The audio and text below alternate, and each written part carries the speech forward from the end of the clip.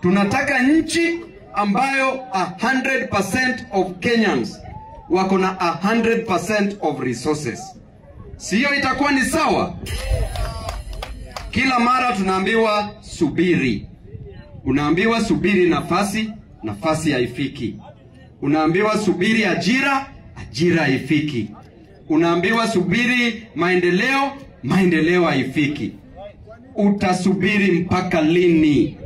Wewe kama kijana, wewe kama mama, wewe kama mzee, utasubiri mpaka lini ili maisha yako ibadilike? Kila baada ya mwaka 5 unachagua uongozi. Lakini ukichagua uongozi unaona kiongozi anakuwa ni kiongozi ni bora, kiongozi sio kiongozi bora. Kwa hivyo sisi kama Kenya moja tumechoka na kusubiri.